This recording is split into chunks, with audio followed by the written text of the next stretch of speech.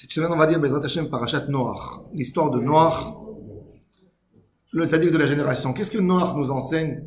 Quel est l'enseignement de Noach? L'enseignement de Noach, que nous tous, on peut avoir un enseignement exceptionnel, c'est de comprendre que chaque homme a une importance.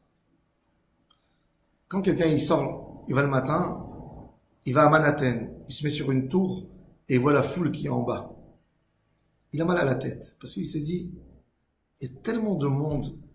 Ça veut dire, là, tu vois les gens, à quel point il y a des gens dans le monde, et tu te dis, moi, qui je suis, moi? Je suis une personne dans tous les milliards qu'il y a dans le monde. Tu penses que vraiment c'est moi qui va changer le monde? Et tu perds, en fait, ta particularité, ce que Kadosh Baruch Hu s'attend de toi. Noach, c'est un exemple de quelqu'un qui vit dans un monde que le monde entier n'était pas comme lui. Que le monde entier le considérait comme un fou. Mais qu'en réalité, c'est le seul, après Adam, c'est le seul père de nous tous. Parce qu'Adam, Adam Arishon, il avait des enfants. Il avait des enfants qui sont sortis de Chet, de Caïn, beaucoup d'enfants, des familles. Et en fin de compte, c'est que Noach qui a résisté. Puisque le monde s'est reproduit à base de Noach et ses 3 enfants. Et de là, on voit que quelqu'un comme Noach, qui pense que mon action, bon, il faut faire ce que Hachem veut. Il faut pas faire plus que ça. Il faut pas essayer de chercher. Il faut pas essayer de chercher plus.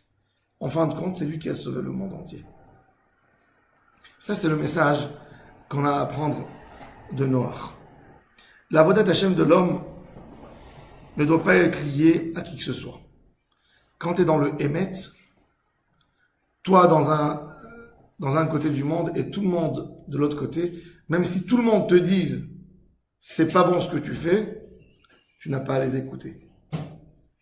Il y a une histoire intéressante.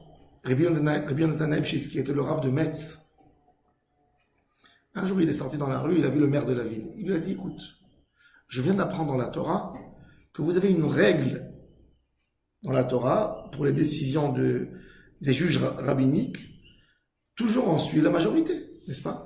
Il faut suivre la majorité. Il dit, regarde, la majorité des religions, la religion dominante dans le monde, c'est le catholicisme. Donc, vous devez recevoir notre religion. Il lui a dit, quand on suit la majorité, quand on a un doute sur un domaine, quand t'as pas de doute, t'as pas besoin. Quand quelqu'un il est dans son émet, dans sa avodat Hashem, il sait, il a essayé toute sa vie, il a essayé de se rapprocher à Kadosh Baruch Hu. Et on vient lui raconter des choses, il va chercher à droite, à gauche. Rabbi Nathan, l'élève de Rabbi Nachman, comment il s'est rapproché à Rabbi Nachman? Rabbi Nathan, son beau-père, c'est quelqu'un qui a jeûné, je sais pas moi, pendant 30 ans. Tous les jours, il a jeûné. C'est quelqu'un qui mangeait qu'en Siyum Aseret. C'est quelqu'un qui connaissait toute la Torah, et c'est quelqu'un qui a attaché ses pieds pour ne pas profiter quand il dormait Quand on est venu lui dire, il y a Rabbeinu, Rabbi Nathan, il a connu Rabbeinu 8 ans. 8 ans, il était collé à Rabbeinu. Rabbeinu, il avait 30 ans, Rabbi Nathan était un peu plus jeune. C'est tout. On lui a dit, il y a un tzaddik qui est Sodolam. Il a dit, qu'est-ce qui peut m'ajouter en Yirat Shamayim, ce gars? Qu'est-ce qui peut m'ajouter? Si je cherche mon cher Rabbeinu de cette génération, je regarde mon beau-père. J'ai pas besoin de plus que ça. Qu'est-ce qui peut me rajouter en Yirat Shamayim? Qu'est-ce qu'il a attrapé? Quelqu'un lui a dit, tu fais ta tefila triste. T'as pas la pêche dans la avodat Hashem. T'es toute la journée avec une tristesse. T'as pas une simcha des mitzvot. Elle est où ta simcha? Puisque la Torah elle dit que la plus grande avodat Hashem c'est Besimcha et tu ne l'as pas.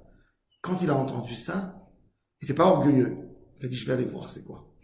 Et dès qu'il est rentré, il a ouvert la porte de chez Rabbeinu, il est resté là-bas. Et ils lui ont fait une histoire. Son beau-père a voulu l'obliger de donner le guet à sa femme. Des histoires, des empêchements. Pourquoi? Parce qu'il n'était pas reconnu à l'époque. Ah ben non. Par contre, il n'était pas reconnu. Il était reconnu de l'autre côté, ça veut dire qu'il fallait s'éloigner. Pourquoi il donnait des idées subversives et tout ça? Non, parce que c'était un fidouche sans chemin de Avodat Hashem. Il ne voulait pas recevoir les gens. Et ça menaçait beaucoup de cours, ça menaçait Rabbi Nachman. Son but, en fait, il a crié dans le monde entier, vous êtes éloigné du chemin de mon arrière-grand-père, le Baal Shem Tov. Même les élèves de son grand-père, de son arrière-grand-père, il leur a dit, vous faites pas exactement ce que mon grand-père a écrit dans sa Shita.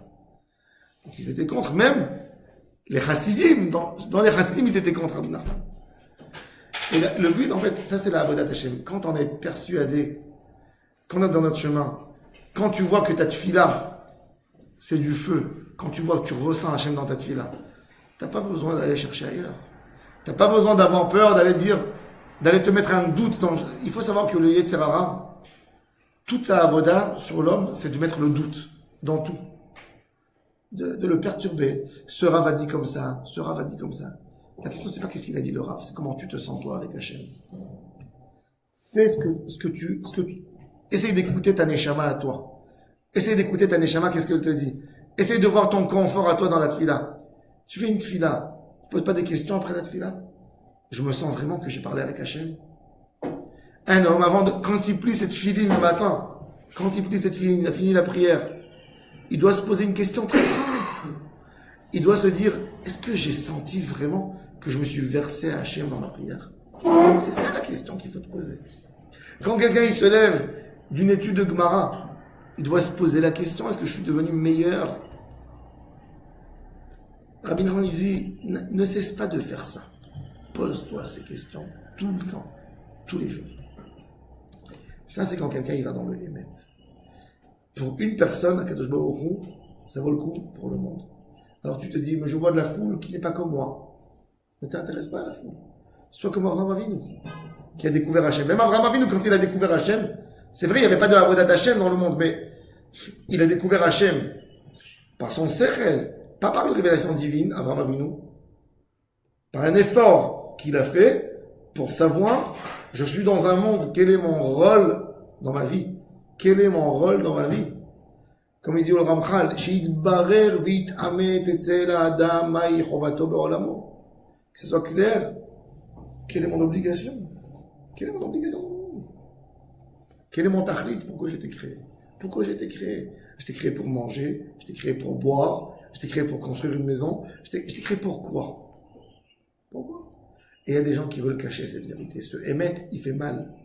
Il nous blesse le émet. Parce qu'on sait qu'on doit changer. Donc on préfère dire, on fait partie de la masse, de la foule. Ce qui est bon pour eux est bon pour moi. Comme il y a une publicité qui dit, 1 milliard de Chinois ne se trompent pas. C'est faux.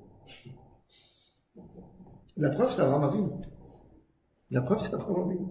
Tu peux pas dire 1 milliard ne se trompe pas. Il faut pas regarder des mouvements énormes qui disent, voilà, regarde, tout le monde est là. Non. Comment toi, tu te sens Hachem? Tu te sens pas proche d'Hachem? Alors cherche Hachem. Continue à chercher. Prie. Brise ton cœur. Regarde Noach. Un homme, mais il a sauvé le monde entier. Et ça nous montre l'importance de la Avodat Hashem. Comment Akadosh Baruch Hu? Il n'a pas sauvé le monde. Il a sauvé le monde. Ben oui, le monde il aurait été détruit même avec lui. Ah, mais oui, c'est lui qui a sauvé le monde quelque part. Il a sauvé ses enfants. Ça c'est le but de la Avodat Hashem. Noach, Ish Tzadik Tamim Haya Bedorotav. Seul dans sa génération. Avoir un monde riche qui n'est pas influencé par les autres. Il y a des gens que toute leur Avodat Hashem dit, il faut que je vais là pour avoir ma Avodat Hashem. Mais ils n'ont pas construit leur personnalité simple. Ils n'ont pas trouvé la force dans les mots du Teilim pour être proche à Hachem. Pour lui, proche à Hachem, si j'arrive pas à la synagogue dans tel endroit, si je suis pas avec mes amis, je suis loin. C'est vrai, c'est beau, c'est un avantage.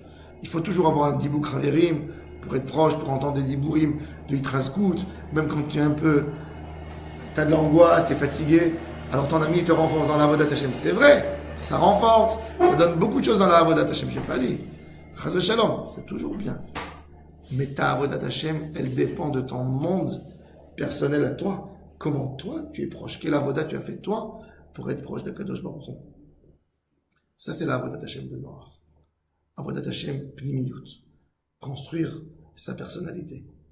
Alors, quand quelqu'un, il fait une idbo des doutes, il parle à Hashem, il raconte ses tentations, il raconte son Yetzirah, il raconte ses problèmes. Il a une personnalité forte après. Il se connaît.